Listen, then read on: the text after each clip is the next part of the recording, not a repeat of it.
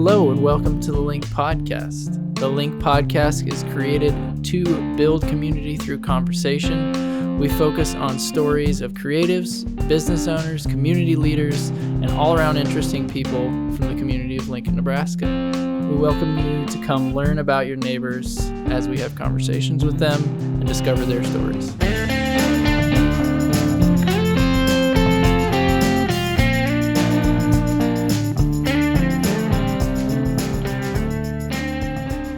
Hello, my name is Andy Morrison. I'm Stephen Carlson. And this is the Link Podcast. Today we've got on a lovely guest, or a beloved guest. Hey. Liz Peck. Yeah, we have an amazing conversation about body neutrality, mental health. Being a mom. Being a father even.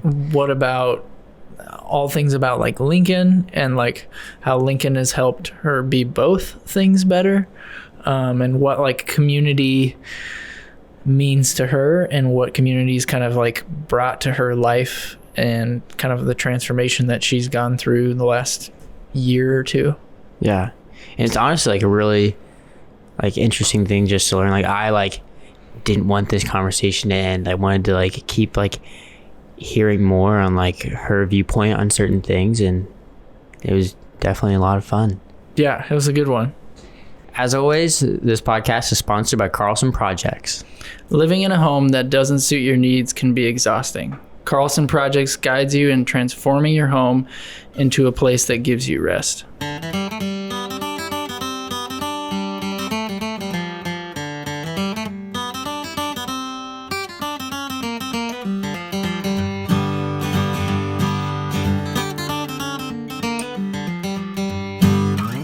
Rolling?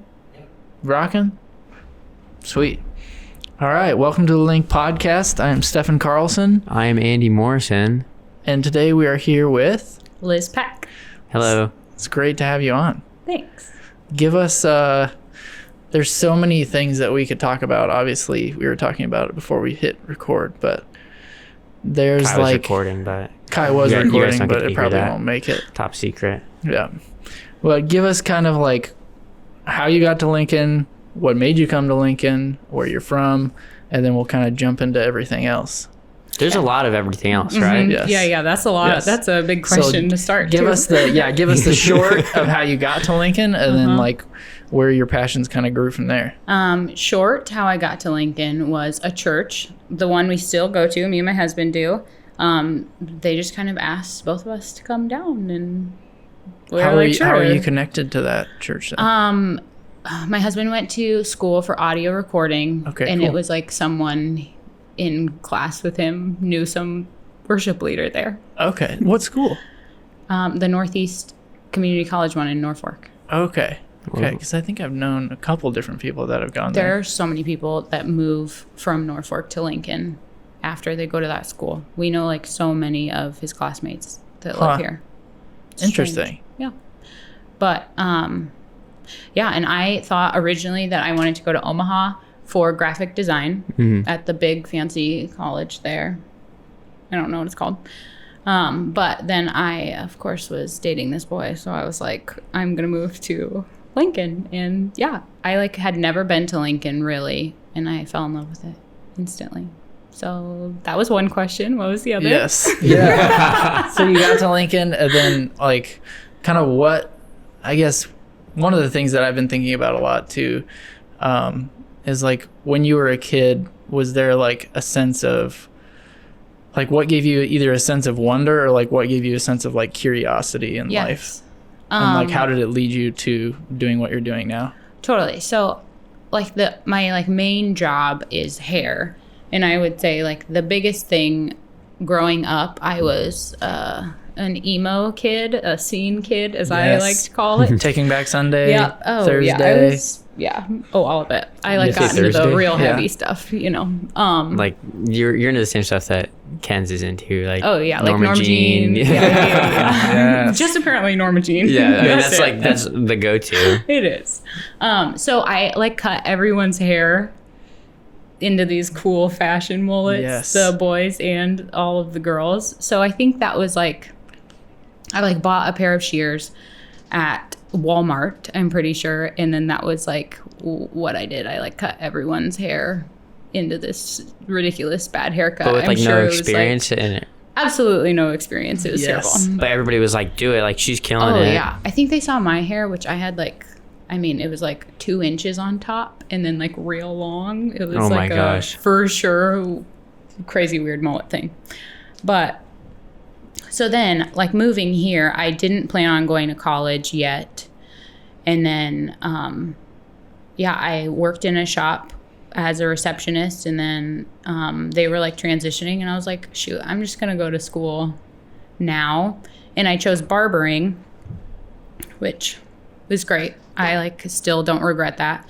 I think because my dad was like really into cars and like this rockabilly lifestyle, and I was like, I'm gonna go into barbering and just be a little bit different. And I cut so many guys' hair before that I was like, this just makes sense to specialize in men's cuts. But so like that was like a big one, but also like design, like cooking, baking is like all wrapped up into my childhood too, where it all like comes easy for me in a sense. And she like, so your dad kind of had that style. Was your mom kind of like a part of that too, or she was like, that's kind of like your thing? No, yeah, I wouldn't say my Or mom. she kind of fed into the cooking side. Oh yeah, she's like art, cooking. She's like totally there. Everything. I would say like every bit of me is from my mother. And then like that was like the fun part, that my dad got to be a part of like this world of like, he still like asks me for the cool haircuts of like the slick back hair, so he looks like a rockabilly guy with his old cars. Yes. Like Roy Orbison. And Oh yeah. So fun fact, Kai and I haven't talked about this, but we were in Sioux Falls together at a hardware store, and we walked in, and there was an older couple, had to be 60s, late 60s probably. Like, guy was barely walking, had like jet black hair, looked straight up like Elvis, was wearing like the perfect jacket, like rockabilly jacket, white t-shirt underneath, and she was wearing like the, I don't know what dress they call it, like bowling alley dress or something like that. And we both just looked at each other like, is this like, did we just step straight back into like in the a Lowe's? 50s? Yeah, no, it was like a Harbor Freight, like a just like a hardware store. And like that was what they were, it wasn't like a costume.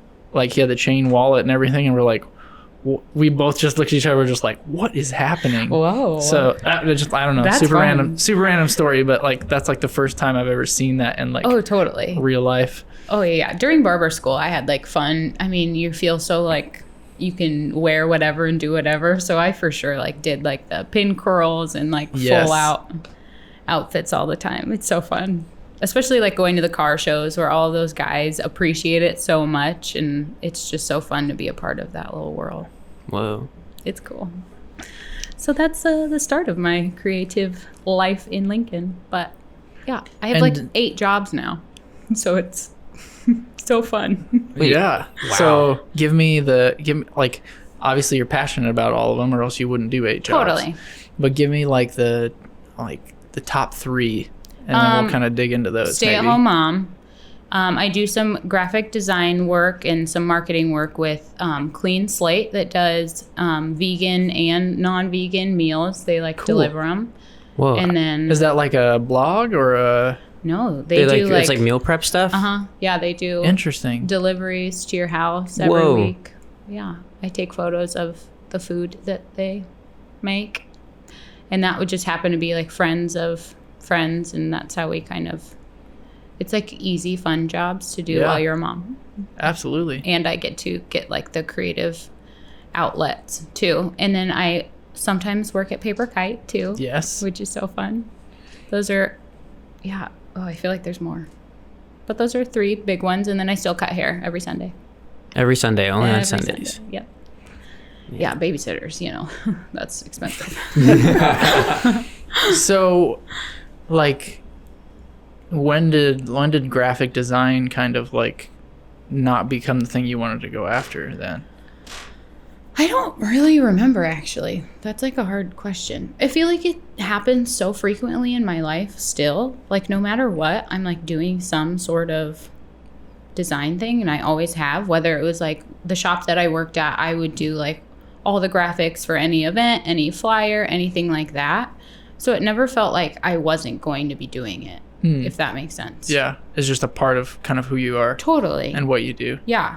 So like doing it professionally seemed different, of one of those things that you are so passionate about it, and if you do it professionally, it might completely ruin it.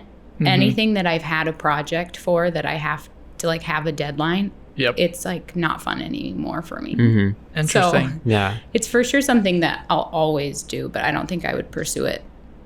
Yeah, full time. Yeah. Yeah, that's interesting. I've had the same I wondered about you realization. if you like feel Like I absolutely love carpentry work. I absolutely love designing like spaces, but like if I could work on any cars, like it would probably be just Porsche cars, and that's what I would do. And I was thinking about going to school to do that, and I was like, I'm probably going to completely ruin any passion behind this, because there's like two ways you can go. Is like super corporate world of like, same thing with graphic design. You can go super corporate world, work for a giant firm, or you can go like boutique, tiny shop, and probably get paid a quarter of the amount that you would get paid, and you'd probably end up hating it anyways. Totally. So that's kind of like, I was like, yeah, I'm going to back burner that and just keep doing carpentry stuff. So you don't feel that way about carpentry? I don't feel that way about carpentry just because I've done it all my life. Totally. So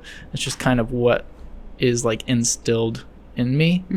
Whereas like cars was like my dad hates cars. Like he just doesn't like working on them. He's extremely talented at working on them. Don't tell him I say that. Sorry, Dad.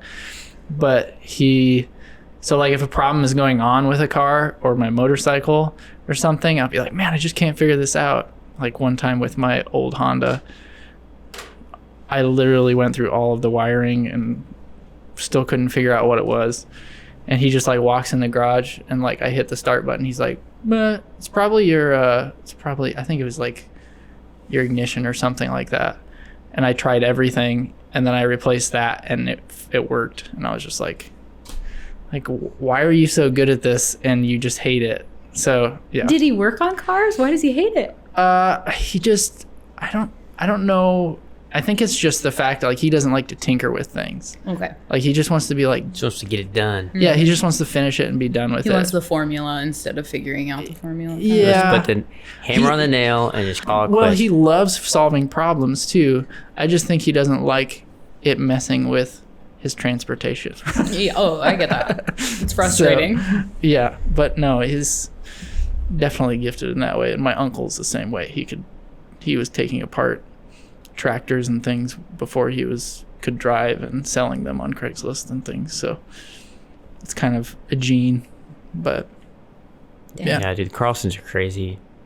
You guys are cut from a different cloth. I'll never understand it. It's insane. we're trying to get Andy to be cut from the same cloth. His bike's still torn apart. I'm a Morrison, not quite the same last name. Yeah. Just change your last name and it'll work out. Yeah. So there's a whole big thing that you've been talking about a lot on your Instagram is kind of like body neutrality. Yeah. And that's kind of like a bigger, I guess I would say a bigger issue. And I feel like as a guy, I have zero understanding and I have zero bearing to talk about it. So when Kai was like, yeah, we should have her on, I'm like, yes, like we can actually speak to this and not sound like complete morons. Totally. I love you guys. When I got the message, if I wanted to be on it, I was like, I wonder if they're going to talk about like body neutrality. And I was like, I'm so excited to talk to two guys about this. Yeah, because I don't know anything. I'm so excited. And I've had like a lot of men like reach out too and like talk about it. And I'm like, that's so important because I feel like. Because it's important for everybody to know. Totally. And I don't think like men get the space to discuss it too. And since I'm in such like my job has mostly been working with men.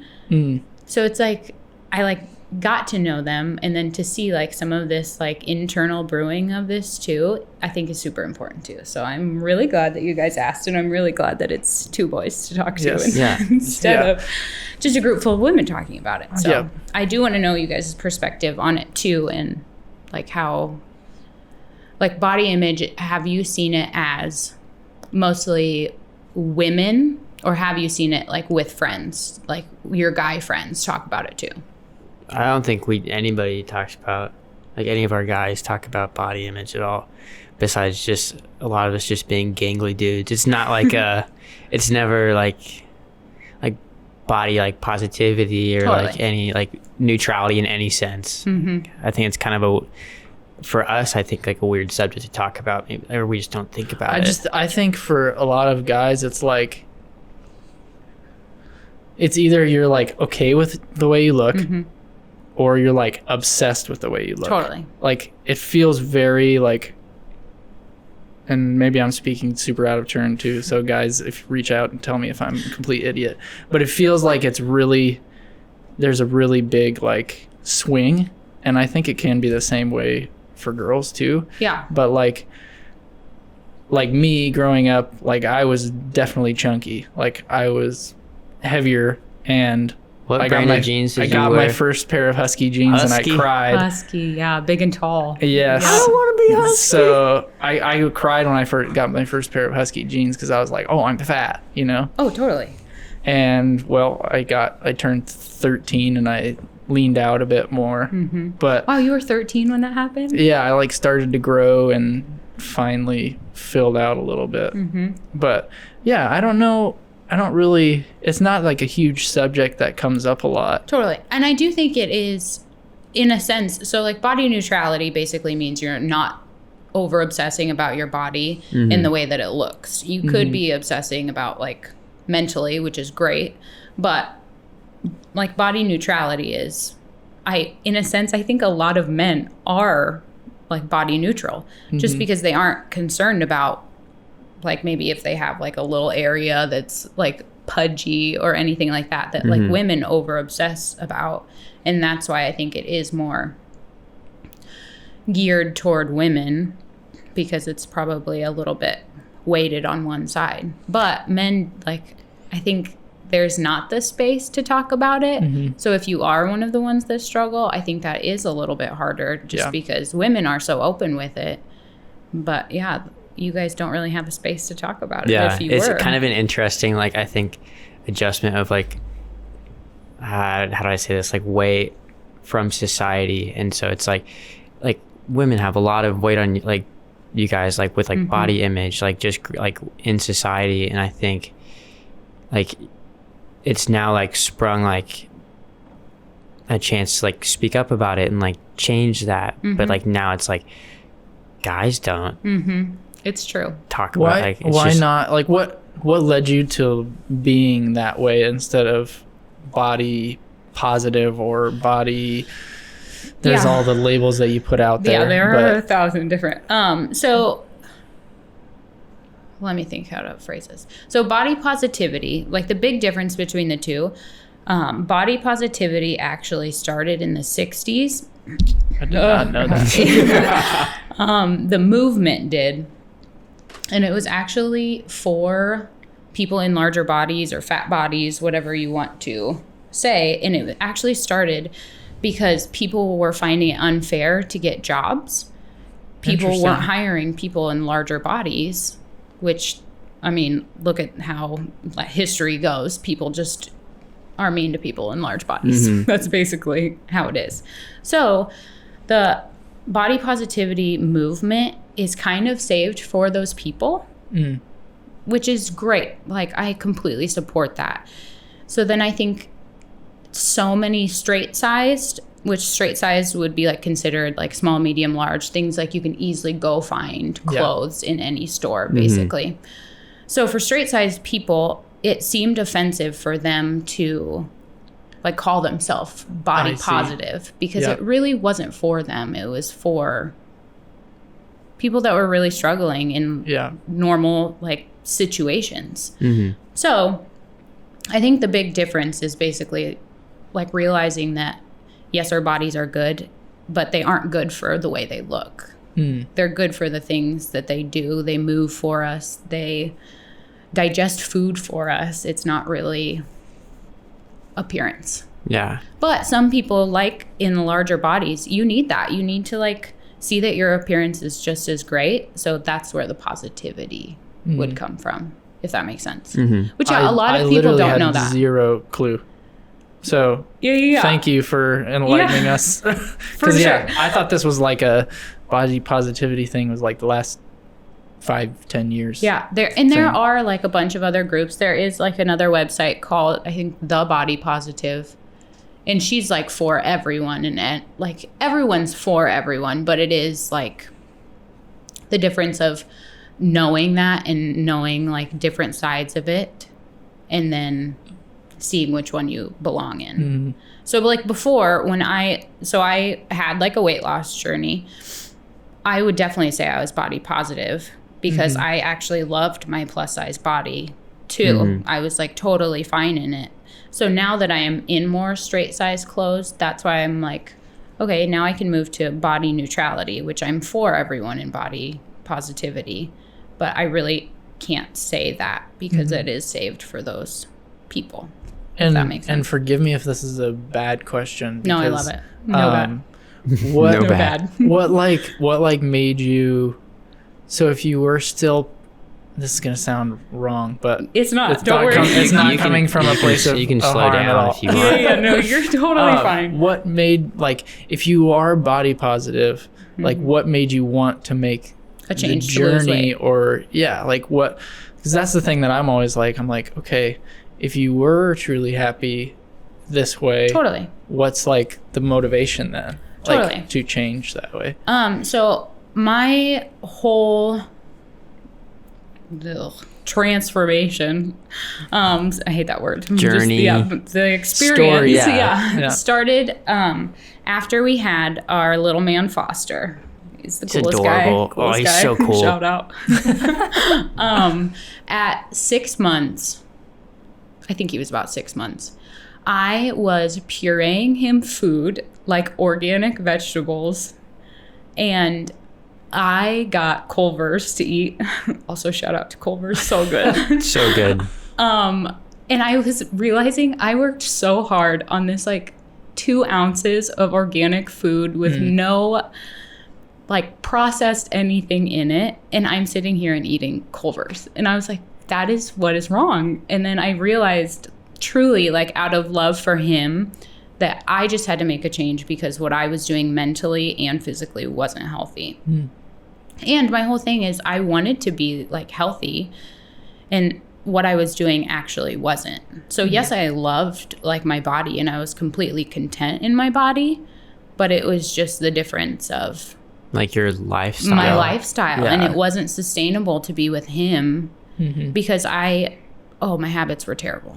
Just terrible. Culver's all the time. Like, all of those. And then The root plus, beer's so good. oh God, it's so good. Oh. Their ranch is so good, which is weird. It's like, You know what sucks is, like, you get their root beer and then, like, they're like, okay, like, pull forward, we'll bring your food out to you, and then you're done with your root beer by the time they bring you your and food. it doesn't have ice in it. That's when you ask for No. refill. It's weird, but Because I don't like think they it. want to dilute it because I know, it's I like think so a too. fine, like, it's Yeah, a yeah. fine It's wine. root Yeah, yeah. beer. It is a That's fine Culver's wine. root beer. It's so good. That's honestly really beautiful. Like, Thank you. Like, I knew that there was like a deeper side to it, but it's just like, I'm like, okay, how does this work? 'Cause Totally. in my head, I'm just like, the two don't fit. Totally. And I think that is, like, fine for everyone. So, like, I feel like on social media, I've had so many people, like, ask how I've done it, and they want to know this, like, recipe of how. But Yeah. truly, it has been just motivation from my family. Like, the love that I have for my family is why I don't, like, eat Culver's every day. Yes, I still have Culver's. Gosh, it's so Gotta good. have that root beer. You got it.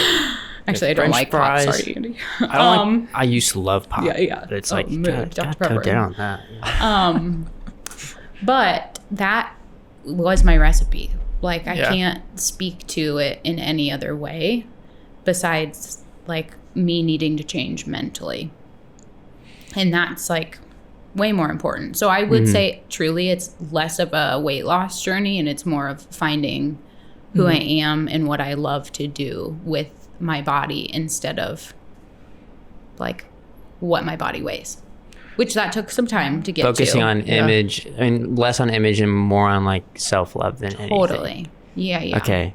And that's not, I don't want to paint it as this beautiful picture either, because it took a long time to get to that too. Because anytime you start losing weight, which also I have been like plus size all my life. This is like the smallest I've been as an adult. Like even high school, I was larger than this. So to be in a different body is very confusing, and like mental health is real. So I'm like taking the time to do that also. But it hasn't been like a perfect picture. In the beginning, I got very attached to losing weight, and I would say it was borderline an issue too.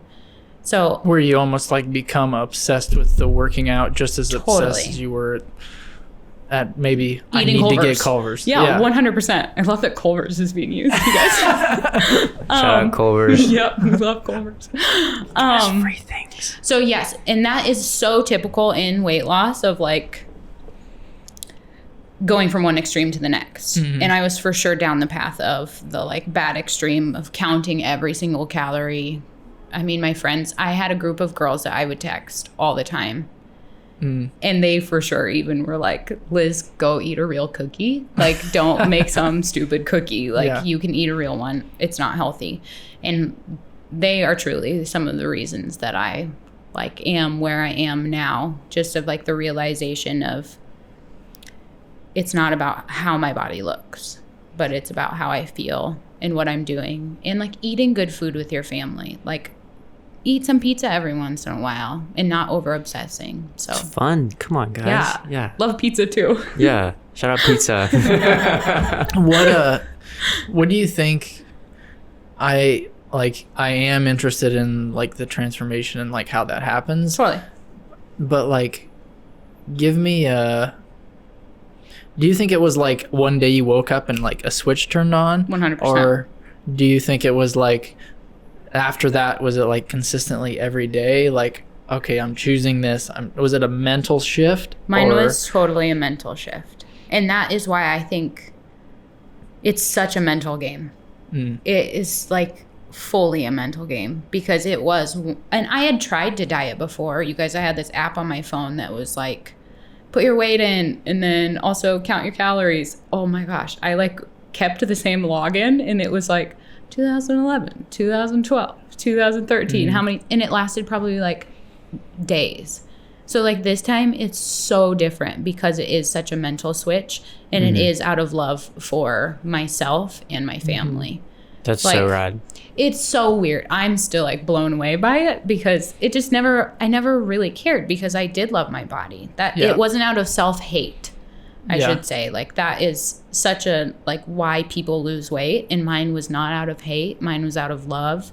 And that's why I think it's definitely more sustainable. And what do you think, like mentally now? Like I know for me, if I went through that type of transformation, just with like going through our own loss and stuff like that, it's like some days you're like, I am an awful person. And then other days you're like, wow, I can't believe I made this journey this far. Like, how do you deal with like the bottom and the top? Totally. Like, how do you try and stabilize that? Is it like a thing you do or is it like people around you, or like how do you try and stabilize that? And forgive me if I'm saying that you have a bottom and top all the time. No, I do have a bottom and a top all the time. Oh, it happens all the time. So I think it is the reminder that life is so much longer now that I just need to flip my thoughts. It truly is. Like if I'm like, oh, I shouldn't eat that little piece of pizza because it's going to ruin my day. Like gain something. Then I'm like, I literally say to myself, it's fine. Like it's totally fine. We're like working on a breathe thing with Foster, like so he like during high stress moments for him he'll like go and he does it and it's so cute. He's adorable. A year, so it's just the That's cutest amazing thing. But I found myself doing it now too, and it is one of those moments that I have like I really have to check myself mentally. And then if it's really bad, like during my lows, I definitely let my friends know of like, I'm struggling, you guys. And it's like gonna be okay. And they're so good about it, of like allowing me space to complain about what like my mind is thinking, instead of just like have the pizza, Liz. It's more of like, it's okay. Like if you're not gonna eat it, that's totally fine too. But just allowing me to have my feelings. And just like, you have to do that to yourself too. Allow yourself the like time to think what you're thinking too. Don't just like hide it. I think that's the other important thing, instead of like just switching how you're feeling, like allowing yourself that too. What gave you like the confidence to reach out to people when that kind of like started? Because like, I feel like especially a lot of times when people are going through a journey, it's like I don't want to burden somebody else with what this is, or like I don't want to make it sound like I'm the one who's always struggling. Like what gives you the confidence to be able to? That's my least favorite. I hate that. I hate doing that. So yeah, like totally. And I think that's another thing for men too. It's like really hard to like reach out, just because it is like a have it all together. I look like a wuss if I say I'm not having a good day. I do a bad job too. I call my friends moaners if they start complaining about their day. It's so easy for you guys to do that. Yes. Which I do it to my friends too. So it's like the not joking but joking kind of thing. It's all in balance. You gotta find the balance. Yeah. Truly. So when I started though, like all of the people that I would say that I reached out to the most were all kind of doing the same kind of thing. So that was like super encouraging that we could all complain about it together.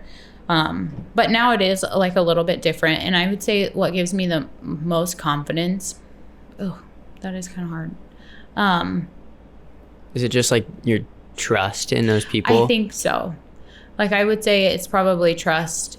And then also I'm just very, like, I'm fully willing to tell people how I feel. And I think all of them know that too. Yeah. So, and also hearing them out too, and like allowing them to speak to me, I think is something that I didn't do before well. Yeah. Like I wouldn't take any like criticism or like constructive criticism, like the things that I was asking and they would tell me, I didn't take it well. But now I'm like allowing that to like resonate with me for a while, and then showing them that I listen to them. Yeah. I think that helps a lot. But that's incredibly tough. Oh, it's so hard. Especially when you're like a super passionate person. You're like, you wouldn't, like, you don't get it. Like, I'm trying really hard to do this. Like, why aren't you listening to me? And you're like, oh, you're right. Yeah. Sorry. Yeah. That's what I was doing. So I think that, like, trust is the biggest thing, Andy. That is like, I think I trust them the most, so it gives me confidence. Yeah. Trust is so important, like more than like you, like, so like it's subliminally like so important. Oh yeah, I agree. Man, crazy. That's such like a cool thing to share. Seriously, like because it's just like from the outside in, like I have no idea. Like growing up, you hear like all these things like body positivity, and then like from you, like that's the first time I've ever heard like body neutrality, and it's just been like, what is this thing? And now it's like cool to hear like the in-depth meaning behind it and like how that looks, which is so rad. Yeah, I think it's really important, just because, especially like as a woman, I mean, you guys see everything that we see too in the media of like what a body looks like, and it has gotten so much better. Like American Eagle has like every size model now. It's so cool. Like but it's still like it's so weird because they have every size model, but like the models are still like the ideal body type, like larger base and curvy, you know. So it is like it's getting there, but it's not there yet. So like body neutrality, like the focus of less of what it actually looks like and what a body looks like, and just more of like move your body and like go have fun, like eat what you want with balance of like not Culver's every day. Yeah, and just being like a healthy human. Totally. Yeah. And yeah, that includes mentally too. Like that was something I never even imagined doing, of like scheduling a therapy session, but like I'm doing it now. It's really cool. And I think I think the mental side of it too can be almost 100 times more intimidating. Oh yeah. 100%. Because like if I want to lose weight, I just need to go to the gym and work out, and I just need to check that off my list every single day. Totally. But it's very hard to take a check off list to your mind or to your brain or to your mental health. Yeah. Because yes, you can go see a therapist, but if you're not actively trying to heal from that while you're going to the therapist, it's not even going to do anything. Yeah, I started in April of this, like that was like when my thought process switched, and I just booked my therapy session for this Friday. So it took that long, which is so funny because you would assume like go there first. And I wish I would have went there first. I think that would have saved me like a lot of heartache in between in that whole process. But like it's just as important, and I am mad at myself for not doing it sooner. But just being okay with telling people that you are seeing a therapist and like not making it, I don't know, like a stigma around it of like, oh, there's something wrong with you because you're seeing a therapist. Like what like made you feel okay with like saying that even? I think so. Do you guys know Enneagrams? Yes. So I'm a 2. So I think that was one of the questions, right? I'm a 2. Yes. So I'm the helper. So every part of me like wants to share this because it's been so enlightening, so I can like help others or let them know that they're not alone in this too. Yeah. So it is like the helper in me that wants to share that. And truly, like it is, I think the last like 7 or 8 months has been the first time that I've been like fully, well, not fully transparent, but like the most transparent on the internet, which has been a weird process, but it's been so good. I just feel like I've connected with so many more people that I haven't before. And like what I was saying about like men just opening up, because I've been asking like polls and questions more on stories, and just to see like how many people are affected by all of this like daily is insane to me, because I wasn't in that world. I like didn't like over evaluate my body all the time before this. And now if anything, like I'm more evaluating myself and my body. Yeah. Now that I have like been on this journey, which is so weird because I haven't done it. And that's why I was like, I need to see a therapist about this, because it wasn't ever my thought process of like, any of it.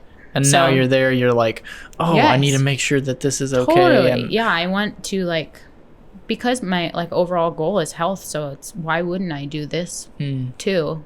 Because it is something like being in a dressing room now is like very weird, because I like still grab to like different clothes that aren't my size anymore. Yeah. And it's like very overwhelming. So it is one of those things that like people go through this all the time and I didn't realize. So I want to like tell them that you're not alone in it, and like it's okay to like seek help too, because if I can do it, if I can book that therapy session, you got this. Yes. You did it. Too. Yes. And I think that's an amazing opportunity, but also like really cool to be able to even just talk about it, because I feel like the more it's talked about and the more like it's seen as normal to be like, I am seeing a therapist, I am trying to work through this, like, and I just want to be mentally and physically a healthy person. Totally. And that can look like 50 pounds overweight. And that can look like, any shape or size too. For sure. And I think that's really positive and really going to push our generation forward.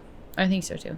Well, and that was a big push. That was sick though. That was big, but I feel like I'm behind you on that one. Oh, I think so too. I feel like that's our call. I think it is too. And so many people are afraid of like how much our generation puts out but like look how much it's helping so many people. Yeah. Like what we're putting out is at least honesty. And that's something like I even said with like growing up, and I want to kind of see what you guys' thought is too on this. Like I would say all of our ages was the generation of like moms or even dads like on some sort of weight loss plan, like Slim Fast or like lean cuisines. Like, did you guys like growing up, was it something that you were like a sister or your mom was like my grandma actually, she was like, I think like she was a bit old for it, I think, but she was like definitely like sucked into that world of like Totally. Weight Watchers, lean cuisine, like that whole thing of like just like those foods. Like I was so young, I think, but like being exposed to it, it was definitely like just interesting to see like that being so important in society. It's like these things that will like make you look like this, and it's like I think that's been the coolest part of like seeing, like in no way is it their fault, because that's exactly what they were exposed to, and that is, they didn't know that there were other people maybe feeling the same way they did if they were felt comfortable in their body, because no one was talking about it. So it was just the way that they were supposed to do things, or how they were supposed to feel. So it is definitely not like my mom or anyone's mom's fault, I would say, but it is like growing up in it, it's such a weird, you're like confused.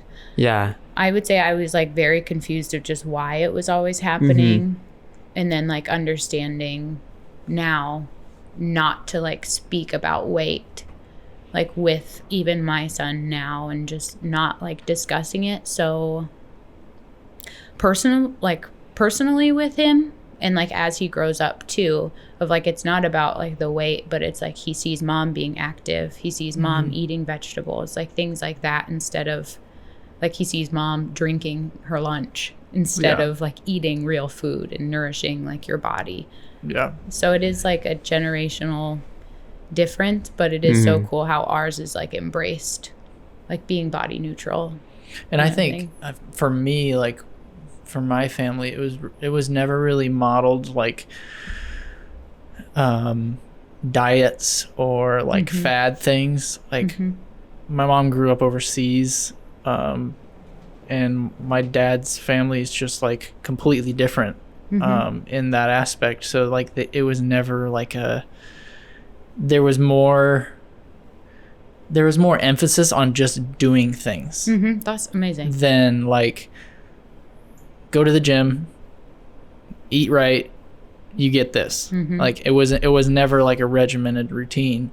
But I can easily look back at my mom being like, we're going swimming all day today, or my dad's like, we're gonna go out and play soccer, or we're gonna like go do something, and we're not gonna be just like sitting in the house. I think that like for me is what kind of pushed me into like not being that way. And my mom cooked all the time too, but she was also like, you guys want to go get ice cream? Like she was okay with that too. Totally.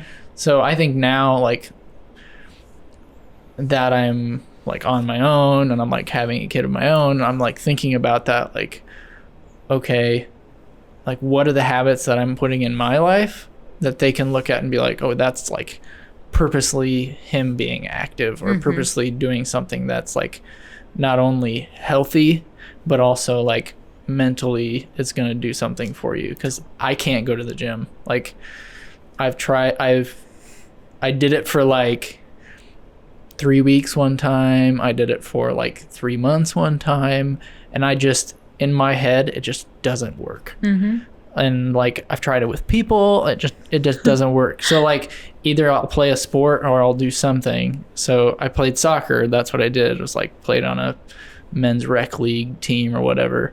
Then I tore my ACL, and then I like rehabbed, and then I tore my ACL again, and I was like, okay, obviously need to stop playing soccer.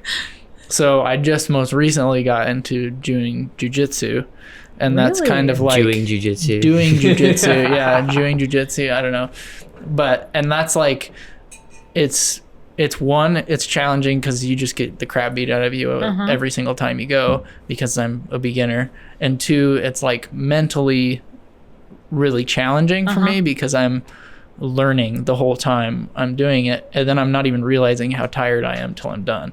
So like that for me has been That's amazing. like how I try and do it, because if I just go out and run, I could maybe run like a block and be like, man, I'm dead tired. But I could play a whole soccer game and then get done and be like, oh, I didn't realize I ran for 2 hours. Let's play another game. Yeah. Oh yeah, I think that was like overall the goal too. So I love that your family did that, because that's exactly like my whole thing. My husband cycles. He like does like gravel worlds and all of that stuff. So to me, I like didn't do anything before. I for sure didn't do anything, which my family like never pushed to do anything or like, you know. So I like, one of my goals was like, okay, I want to be able to like bike, like so we could all go on like a family bike ride or something like that. And that, like, just seeing that, I'm totally willing to do it now, like whenever we want to. Or like I raked the leaves for 4 hours, you guys, and that's huge for me. I That's would a lot never of time. done That's that. a whole afternoon. Oh, it was a lot, and it was amazing. I was just so grateful that I could do it after. And like things like everyday tasks that I was not willing to do before. Yep. Like that's what's important. Not like going to the gym every day, but like I could rake my leaves for 4 hours. Just And it being was like great. active. Yeah. No matter what it is. Like you're doing something. I was kind of having fun. I was listening to podcasts and raking leaves, so it's kind of fun. But like things that like normal human beings should do. Yeah. So like I think that's definitely more important than seeing if you can go to the gym like 6 times a week. Yeah. I just can't. I don't know And you why. can't. I don't know why. It's just not in my brain. I get that. I don't know. It wasn't in my brain. I have a severe respect for anybody who's been going to the gym for years, especially early in the morning. 'Cause Yeah, I can't do it. Like neighbor, like growing up, this guy looks just like Brad Pitt. Shout out Todd Noble. He like I would be hanging out with like my like neighbor friends, and like it'd be early in the morning, and he'd like come back from the gym at like 8 a.m. and like he would just go at 5 in the morning and go to the gym like that. How do you do that? I can't even fathom. I get out of bed at like 5:45 to go make coffee, and I feel not alive. Oh yeah. Enneagram 1? That's an No, Enneagram I'm 1. an Enneagram 1. I can't do that. It's crazy. Are you?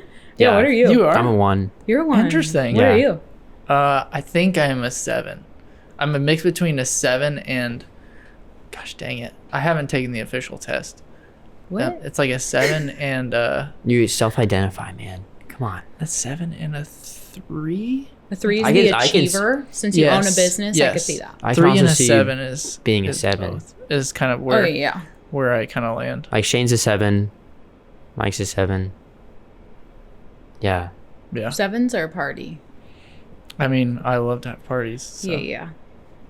So that's There you pretty cool. Love knowing that. What? So how old's your son again? 14 months on the 30th. Nice. He's so cute. He's the coolest thing ever. Like he's so Just cool. thank you, too. Obsessed thank with you him? for not saying weeks. That drives Yeah, me nuts. yeah. Even as like a soon-to-be parent, I'm like, just say how He's many 136 I think I weeks stopped old. the weeks thing once he basically got into months. Yeah, but it's like baby steps and milestones. It's like Well, it's such like, I mean, if I said he's a year Yeah, at like 18 months, Mhm. it's like they're in completely different worlds. for sure. Yeah, So much happens. So I'm like, I'll keep doing the month thing. Yeah. But basically, he's a year. He's No, learning to that walk. makes sense. If that's an yes, age. Yes, that's awesome. Yeah. What do you think like having him and being in Lincoln like gave you? Like, do you think that there was a specific community around Lincoln as opposed to like if you think back, like if you had him in Norfolk or if you had him here, like what do you think the difference was? I think probably the biggest difference is like diversity. He is like getting to know a lot more like children, honestly. I think like home benefits, like he would be around my nieces and nephews that would be his same age. But I mean, that's like anyone who's away from home. But Lincoln has been so good to us. Like being a mom in Lincoln is so great. Like even our one of the ladies at the Y like invited a bunch of the moms that go to the Y over for like hanging out. which is like so Lincoln Midwestern. moms are like the like it though. Totally. You know? Like you can like barely know all of them, but it's so Lincoln to be like, come to my house and like let's have a play date. Yeah. Like if you All don't of our even know sons these are people. 140 weeks old. Let's all hang exactly. out. And that's the truth. So it's just like so great to see like how loving people are. I wouldn't like, we have great places to go. I mean, like the zoo and the children's museum are great for any age, but like truly I'd say it's more the people that make Lincoln great to be a mom and be a first time mom. Truly. That has been What's been like your, like what's been like the greatest resource that you've found? Ooh. Like in Lincoln? I know there's probably more. You can give them more too, but what do you think like in Lincoln has been like the greatest like source of, I come up against this and I either talk to this person or I go to this place or Depends. Like medical wise, obviously always our doctor. But then truly if I have like any question about something weird or like something he's doing, I will like not be afraid to call like Circle Me, the like store, or Paper Kite, and just like find out from like other moms. And just asking. Like I think it's the most vulnerable time in your life to be a new mom. You are like the newborn yourself. You're so emotional. So just like knowing that so many people are like there for you, even if you don't really know them, you can ask them. Yeah. Like even truly any mom in Lincoln, I'm sure would help you, which is so cool because it is just more people. I wouldn't say like we haven't like an actual source besides reaching out to people here. Yeah, that's really cool. I'm thinking about all of the things because we're, you know, a couple weeks away. That's coming close, man. Like almost less You're than gonna be a week resource now, but- soon. I can't wait. Let me be a resource. But yeah, I just like am thinking about those things now. It's like, okay, like who do you like if you don't have friends, which is almost rare in Lincoln, if you don't have friends, if you don't have family, like who are the people, like how can we help those type of people? I just think about that. Oh, totally. Like who is getting left in the margins that we can like actually help. So thank you for those suggestions. I'll be one of those people to anyone listening too. Yes. And just like I think it's so cool, like people like within the community can see like who you are, even like on your Instagram, and like how like literally transparent you are. And you're probably going to be a great resource to people. Like if not, people are already probably like sending you messages asking like mom questions all the time, I can imagine. Yeah, it's been real fun because I was like a Googler. I Googled a lot, which was like so great to reach out to other friends and ask them instead of Google, because Google's or WebMD. stupid. Google You have a will cough ruin and you. you're gonna die. Yeah. Oh yeah. That was my main search basically.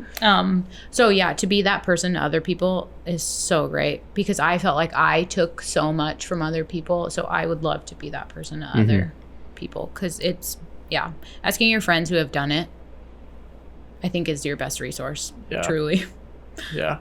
What are you, so 2 meals, like you want to go out to somewhere to eat. Okay, great. And you want to like eat clean. And then like, you're like, all right, I've ate clean all week, or I'm like, had a shit mental day. Like, what's my food? It's not Culver's anymore. Sorry. Rip Culver's. Sorry, I know. Sorry. I actually haven't had fast food in like, it's been a long time. Ooh, I've been trying so hard. I need to eat it sometime. It's fun. It'll come when it needs to happen. There you go. Yeah. So my eat clean food, that's so hard because any place you can find really something that's like good and clean. Like the places that I would go to and enjoy like food. Yes. Piedmont Bistro is my number one. Piedmont Bistro. Do you like their Brussels sprouts? I actually love their Asian chicken salad. I was always a salad person. Side note, it's not like I'm feeling healthy with the memes and stuff. It's for sure I love salad. So that I would get no matter any time. Yes. I love it. They have a bison burger there that I'm like, it's real good. I love burgers, so I will try that. What's my bad food? Pizza, which I didn't like pizza before. And is it body neutral to say good and bad food? No. I was gonna say that, but then I was like, I'm just not gonna go into that. Go there.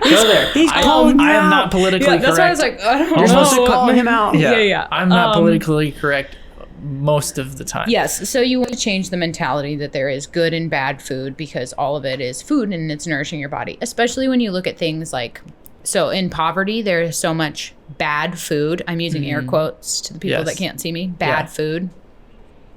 Because it's cheap. Like, quote unquote, bad food is cheap. So to look at somebody that's probably a very healthy person and they're eating this quote unquote bad food because it's all they can afford. Yeah. Like, ramen. It's not bad food. It's great food. Like, it's nourishing your body, and that's amazing. You are being fed. Yeah, you're eating. That's great. So, quote unquote, good and bad food. All food is good. It's like, you can say like the healthier option or a better option. Okay. Like, but yeah, I still like say that pizza's good food. It's a really hard thing to break though. Like, even people that have like been in this like body neutrality and body positivity movement still do it because it's just, I mean, it's so hard to change that. Like, you think a piece of broccoli is good food. You think like a slice of pizza is bad food. Yeah. But really, broccoli on pizza. Yeah. Okay. Food. The Atlantic. Yeah. Oh my gosh. That's my go-to. Oh. Yeah. So then what is your go-to pizza? Is it? Oh, that's hard. So my go-to pizza right now, if I was choosing to eat like quote unquote bad food, I would want like Pizza Hut or like the crappiest pizza ever. But like I haven't had South. Yaya's in a long time either, and so good. I probably go to Yaya's probably once a week. Yeah. I'm so jealous. Say once or twice a week. It's maybe. just like And ramen now. Yaya's. Oh yeah, I haven't had that yet either. Nader has redone himself. Dude, we need to It's get very Nader good. on. Yeah, we need to get on, huh? I know, and it's redone. So it's weird because I like don't go out to eat as much. And that's not because I don't want to or like I have better options. It's truly like we've realized how much money you save by staying home. Yeah. So we're like, why would we go spend money? So now I like get to fall in love with all these Lincoln restaurants again when we get to like splurge and go eat them. So you're giving me good ideas that we get to splurge on. But yeah. I'd say like Pizza Hut's my bad food. What's your go-to meal at home? Like if you were to like go home right now, like I'm craving X. Like what's that? What's that meal? Right now, chocolate is like all I crave. But Agreed. meal-wise, and I actually love dark chocolate. Is it the time of the year? Because I've also been craving chocolate. Oh, I crave it. chocolate year round. I didn't until I got pregnant. I like didn't eat chocolate at all. Then I Not got dark pregnant. chocolate, but I'm Like, I'm starting to like dark chocolate. Oh yeah, I love it. Oof. That's because you like bitter stuff though. Yeah, too. because I'm a Like coffee I'm not nut. I do not like bitter. I can't do milk chocolate anymore. Oh, I still love milk chocolate. I still love it, but it's like I could eat way more dark chocolate probably than I could milk Easier to chocolate. snack on. You don't get a tummy ache as much. Yeah, exactly. Because I dark think that's what chocolate's it is. good for you. I'm quote unquote. I'm lactose intolerant, so it's probably the milk part of the chocolate Yeah, that's that's doing probably me. it too. Yeah. But we are. There's a funny word for it where you like watched the Netflix documentary. What's the plant-based Rotten one? Or What's the plant-based one? Oh goodness, I can't think of it. it's not rotten. No. My friend put it in my list. I'm supposed to watch It's like it. the athletic-based, plant-based documentary. I can't. I'll think of it. It'll come to me. I mean, just So we whatever watched it is, I that, think and then people I was know. like, I need to cut back on meat. So we eat actually a lot of like vegan meals at home. I'm gonna look just Yeah, because please do.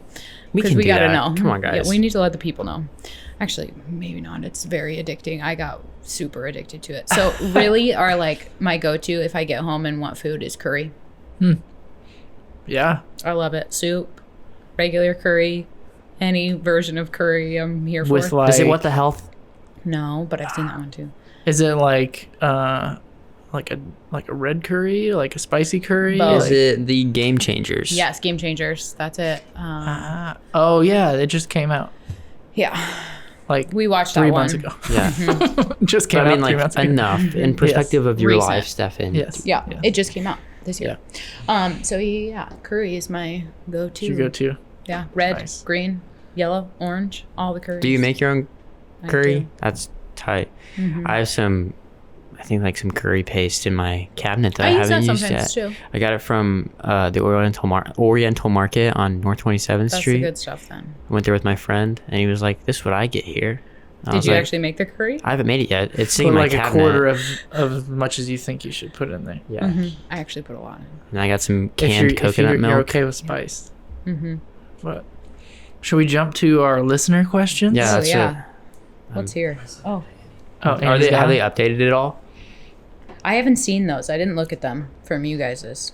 I wanted to Do be you have surprised. some as well? I think so. I That's haven't checked. exciting. Where am I going? Wait. Do you want me to do them first? We can TikTok back and forth if you'd Okay, like. great. You go. Are we shoot gonna yours. Are we gonna do a TikTok? Yeah, when you said TikTok, I was like, "What's happening?" I'm not. No, I don't. I'm not young. Recently, I downloaded TikTok. It's a weird world out there. It's a strange world. Just an interesting perspective on human life, I think, is what TikTok is. But okay, first question we've got here. Can we disclose names? I'm going to do it because I know who this one is. This is Caden Pearson. He's my roommate. Love He, Caden. Wow. Okay. Asks if, can you be on retainer for Cinco de Mullet? And backstory, do you know what Yes. Cinco de Mullet is? I've seen The video of me getting a mullet. Also, another question that I asked in like our text group chat, like when we like we're getting you on, I was like, can we have her giving me a mullet like for the show? Yeah. Yeah, I love that. And then Kai Kai was, nixed it. then Kai was like, I don't know how we're supposed to get a microphone fit accordingly for this. Like, we're not going to get those audio cool for like this. drummer mics. And there you go. I was yeah. thinking The Britney microphone Spears above mic. my head. And so you were just like, I mean, you probably wouldn't be able to see my head then. Ah, man, darn I it. know. But yeah, So yes. would you cut a mullet on Cinco de Oh Mullet? yeah. I'm a big mullet fan right now. So Yeah, no, like you were talking about mullets earlier, and I was like, yes, yes. I still love them. You should, like, seriously, like, not even for Cinco de Mullet, would you cut my hair, please? Yes. Thank you. Yeah. So Because, yeah. from that message, that means Caden has to get a mullet also. Yeah. Nah, maybe. Uh-huh. No, we Shout have him to out. pull out of the hat. Oh yeah, that's true. So you just want one on top of whoever also Yes. is getting. Yeah, no, this. like, I've already, like, knocked down the wall on mullet, so it's like, because, like, having long hair is one thing, but all my friends have super Yeah. long hair, and so, like, having mullet is. I've got to be a bit more liberal with my hairstyle. Oh, yeah, I think, get and that. Give me a mullet. Liberal. I love that. That would be called Not like Republican with your not hairstyle. politically. Like, true. Is right. it me? Yeah, if you go would. for it. I love that I'm asking the question. How can social media both help or worsen feelings about your body image? that's a good question. Okay, I'm just gonna read it again. So help. I'll start with the help one. Actually, I'll start with worsen. I want to end on a positive note. Worsen. I feel like, I mean, it's the same thing as like an ad. Everyone's putting their best look forward. Yep. So I'm seeing all of these body types that like you compare yours, like, oh, she's got to be kind of similar to me or something like that. So then those feelings just rush in and then you just got to stop them. So I would say it definitely worsens. But right now, I would say it helps me more. There are actually a lot of women that are like putting their bodies out on social media in the sense that like I can see that they're not the perfect body anymore and they're being open and vulnerable in the same way that like you would be with your friends, and you can see that like no one actually has a perfect body. It's just angles and lighting and everything. Even in like the girl next door is literally angling her photo just like someone would in media.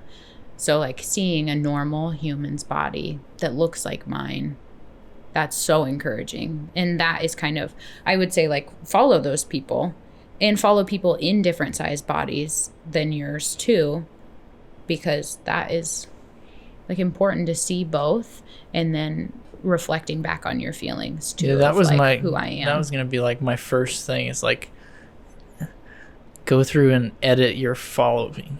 Like, who are you following? Like, are the people you're following constantly posting pictures of completely unrealistic things? Like, did they go on 4 trips this year, but they're posting all of their trips every single day? Yeah. Instead of, like, when they go on the trip. Totally. Like, they're in Bora Bora, and then all of a sudden they're in Florida, and then they're in Australia. It's like, okay, maybe they went on that trip 3 years ago, you know? Oh, definitely. And It's that like drives- such an illusion. That drives me nuts. Yeah. Content hoarding. Yes. Oh, that's real. It's crazy. Social media is wild. Everybody knows who I'm looking at. I'm looking at you guys over there, you content hoarders. It's not me. No, who knows? And also follow people that you don't. Like, follow people that are like disabled. Like, see like what their life is, and like see how different, and how like also you can relate to the people too. I think that's so important.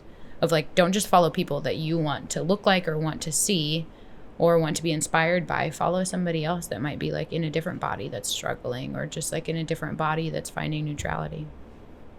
That's really interesting, because I think a lot of people like curate their social media, like who they follow, to like their like niche, and it almost becomes like a rut of like that's all you know of life. Because I mean, how like prominent social media is in everybody's life now, it's like what you follow is like your perception on life now. It's crazy. So that's really cool. Dangerous. Like to like that you, gosh, like the whole neutrality thing is like a great adjective for like how you even like view life as a whole. Is that's finding so sick. Balance in the force. That's the goal.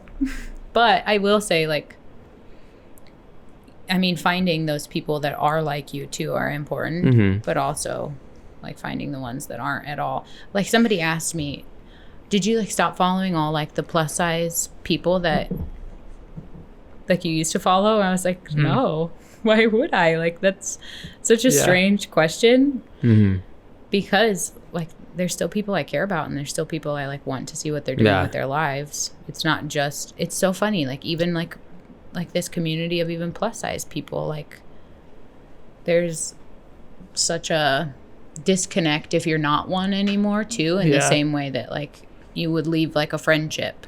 So like finding that everybody is okay.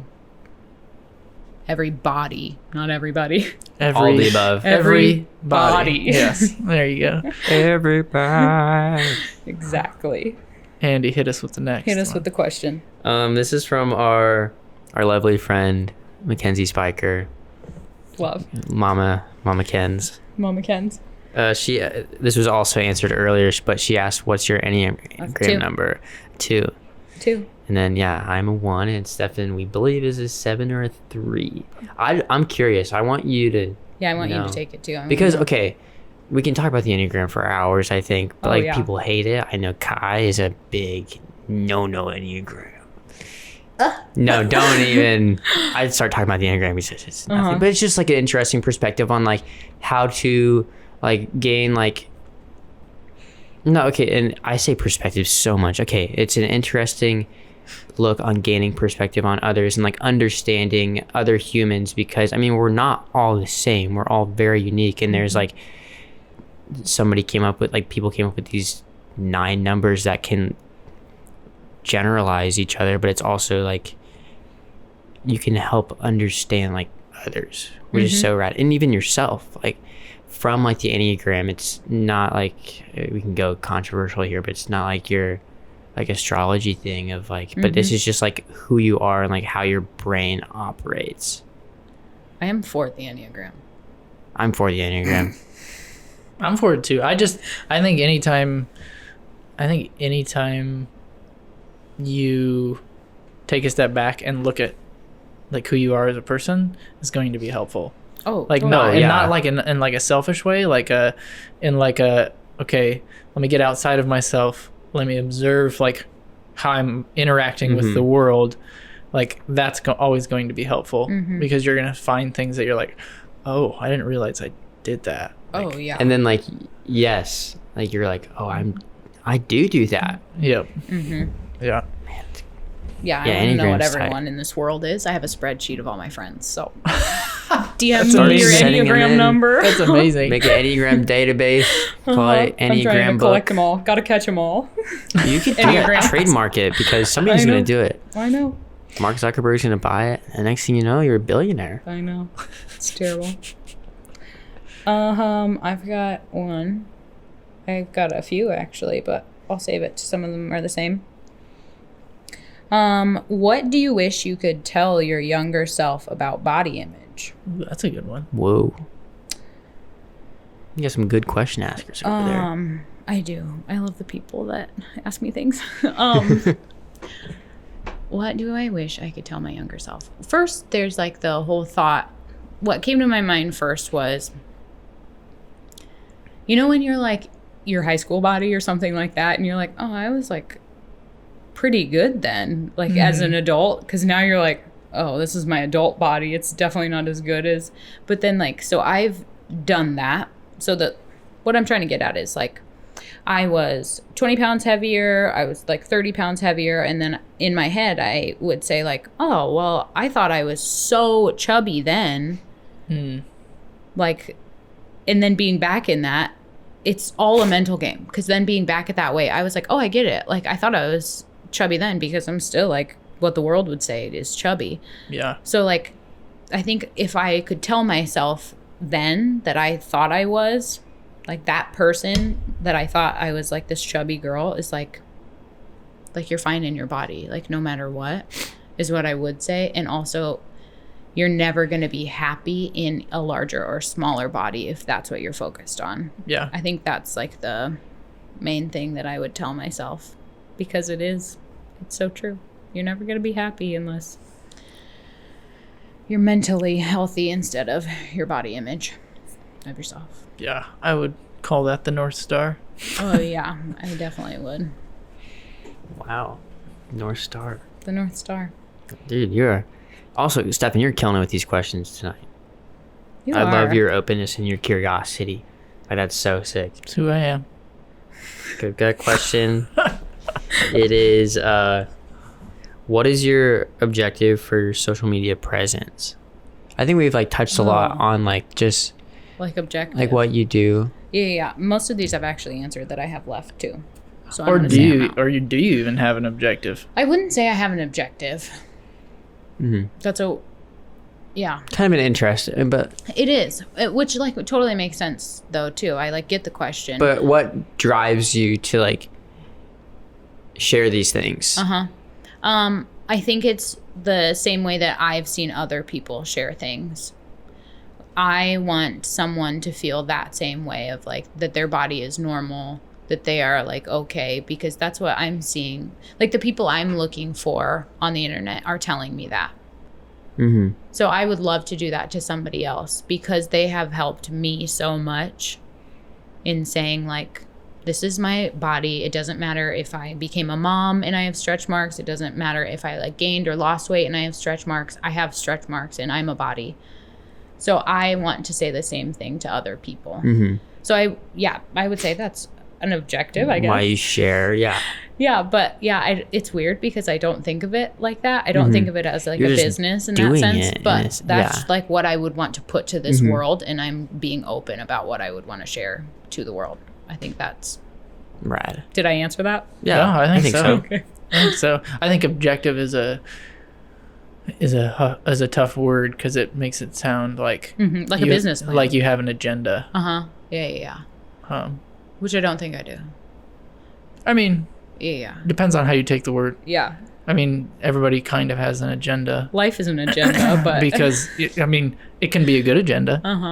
It's true. So, like, I would say the thing that I hear you saying is, like, you just want people to understand that it's okay, and like that you want to share that so that they share that with somebody else, and they share that with somebody else, and it grows into something way bigger than just you. Come on now, let's go. Sorry, I'm getting excited. Talking through his teeth. Had too much That's when coffee. Andy gets excited. I gotta hold back, dude. I don't want the audio levels to peak. Don't upset Kai. Do we have any more? Yeah, I've got, this one's kind of a little nice question for you, Liz. It's, how are you so cool? Love, Tesla. Wow. And then she's also got another question. Born this way. Maybe it's Maybelline. Enough said. No. But then she says, but seriously, what is the first thing you loved about LNK when you moved here? Oh. I want to say the people. We got like plugged in with like this great community right away, and no matter like where we were, whether it was church, work, like everyone was so great to us. Like the first apartment I lived in at like 18, well, second apartment I lived in at like age 18 is what I was saying. We like lived next door to the owner of Jake's, and he was so great to us. Him and his then girlfriend, now wife, were like, they would come help us do anything and like fix our crappy apartment, because most apartments are a little crappy here. A lot of slumlords. But like, that was so cool. Like, who would do like that? Would never happen even in my small town. Like, so that was like so cool to see how genuine people were and how like willing to help they were. And then also, I mean, you guys had Chipotle. I didn't have Chipotle growing up, so that was a cool thing of Lincoln. We got the guac. Yeah. Come on now. But the people. That's my answer. That's I love rad. people. I think that's like what I was actually just having a conversation like probably an hour before we started this podcast about like a friend who's like traveling, and like they like Lincoln sticks out to them for like that we are like there's depth in this city. It's not like surface level everything. Like there's like People more care. to it. Yeah. Yeah, I And think people are like that's- really passionate about like we're like Midwesterners, like we're kind of sensitive, but it's like because we got big hearts. I agree. We have big hearts. Tiny city, big heart. Come on now. And then this is, I think, a really good question for like our guy Ooh, tell me. listeners. Also, like being a male ran podcast, it's so don't get it wrong.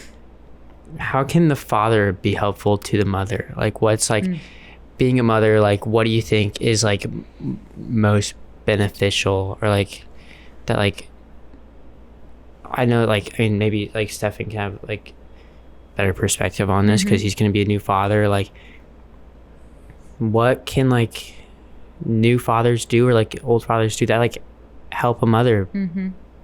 Yeah, I love this question. So when like newborn stage is like such an emotional time, I think for everyone, like as much as maybe men don't admit it, it is like a lot, and it is a lot fast because you aren't growing the child.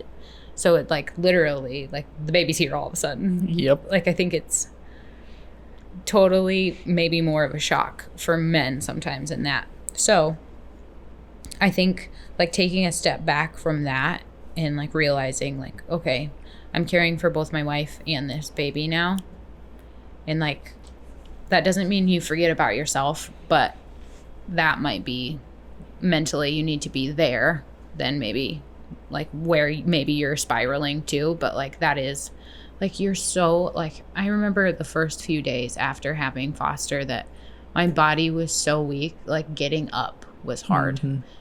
And that is so crazy. And like for a husband too, my husband will say this, like seeing me in pain was so hard. Like, and that is like credit to men because they don't talk about that a lot too. And that is so important that you have to like be worried about both people in this situation. So not forgetting your feelings, but just allowing space for like to take care of them, I think is very important.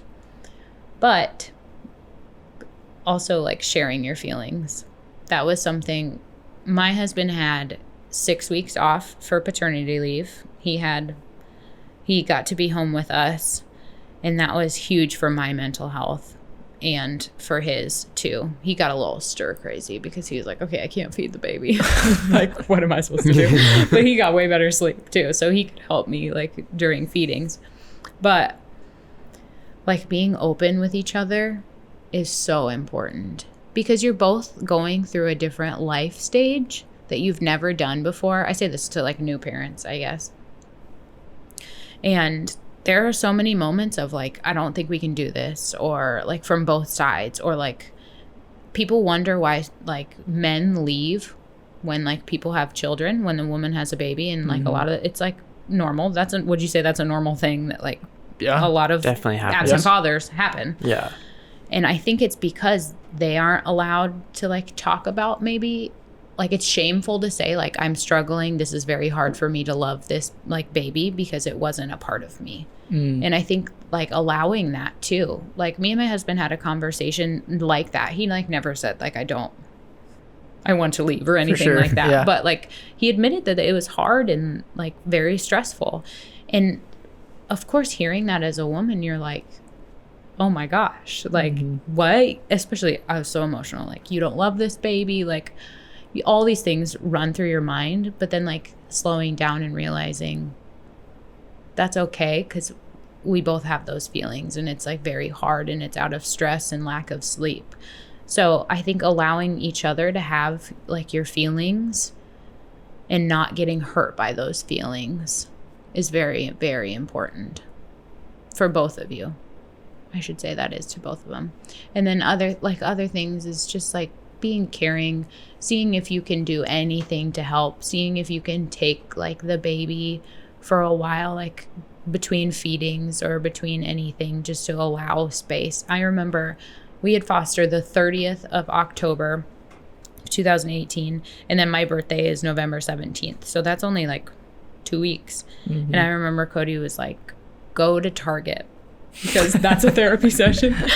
And just go to Target like before you have to like feed him, and like allow yourself to walk through the aisles. And that I like will always remember that, because that was one of the greatest gifts he gave me, of just like allowing space away, but then getting to come home was like the best thing ever. So truly, like being ready to like dive in and like be hands-on, I think is like speaks so much for dads, like in helping moms. And now like, as they get older, it's like the same kind of situation. Like it just getting to be like with your child as the dad helps out moms so much. Like Cody always puts Foster to bed because I'm with him all day, and he gets that like hour and a half with him before Foster like goes to bed. So he's like, I'm willing and ready to help out and put him to sleep. And that like is huge for me, because then I'm like, I can unwind, watch Star Wars or something that I do, and just like be alone for a bit. And then like he gets to come downstairs and hang out with me. So like allowing time by yourself for a mom is huge, because you're like with the baby all the time. So I think that's all I know right now. To be continued. It might change in a few years. I think that was a really good question. Oh, it's like something that's really not talked about. Definitely. Sure. And I don't think like a lot of people ask it. Like a lot of it's like hard to ask, like, what can I do for my wife to another mom? Like that's just a harder one to reach out and ask. So yeah, I think that's truly it's the answer is alone time for the woman is what the answer is. That's great. Do you have any questions, Steph? I mean, we could talk for hours. But I know. Like this has been amazing. Thanks. What do you have anything that you would like want to sign off with, like a shout out to an Instagram page or anything like that you'd want people to follow or look at or continue the journey with you? Yeah, I mean, I could go on and on about the people who have quote unquote influenced like my life, but I mean, I think one of the big ones is like The Bird's Papaya is a podcast and an Instagram that I follow along a lot. So if like this is sparking someone's interest, that's like a good way to start. And then I think that's it. I think that's it. I mean, I have more. Where can people follow you? Oh, Instagram. Instagram. What's your handle for the Beloved people's? Liz. That's my handle. It's lovely. There it is. But yeah, do you want to? Okay, we have a question that we ask. We've asked a lot of questions, I feel like, recently, but we have this question that we ask every guest, and it's like, do you have a moment where you specifically remember that like you have like laughed the hardest like in your life? It's a wild card question, and you might not have an answer. It's a wild card question. I laugh a lot, guys. I love to laugh, so I don't know. I mean, the other day I laughed at. I laugh all the time because Foster, but I can't think of one that I like lost my mind about. Was there like a? I can think of a cry moment. Yeah, that one's fine That too. works too. Yeah. Strong emotions. Let's go Strong for it. emotions. Same Yes. thing. Like 4 days after I gave birth, my best friend's mom got a Blackhawks jersey for Foster, which big fan. I'm a huge Blackhawks fan. And I lost. Oh, it was definitely not because of the jersey. It was an emotional time. Yeah. There's a video. I'll send it to you guys sometime. Oh, That's yeah. amazing. I am like, oh, it's a mess. So that's my big Like emotional projectile moment. tears. Oh, yeah. And just, it doesn't look like me. It looks like somebody took over my body and is crying. So, That's- Oh my I mean, gosh, that's enough. Yeah. You'd Yeah. be surprised at like things like that. oh, yeah. I watch it and I'm like, that's not me. Yeah. I don't remember those feelings. I blacked out or something. Yeah. So, But you probably needed it. oh, 100%. Like that was what just sent you over. Yep. Somebody's generosity and like thought just Totally. destroyed it. Yeah. And as a 2, shout out to Enneagram. Yeah. It was Once very again. meaningful to me. Yeah. Snaps. So if you want to make Liz feel loved, Get me a Blackhawks memorabilia. yes, there you go. Or ask her questions. Let Oh, her yeah, help yeah. you. Yeah. Yeah, true. Wow, thank you. Yeah, seriously, like it's like I've like we've like kind of interacted here or there. Like you'll be at the bay like hang out with Mackenzie or something, Sure. but I don't like see you a lot. I don't talk to you tons, and I think that like thank you for being here because I've learned so much about you and now like appreciate like what you stand for and who you are as a human. Thank you.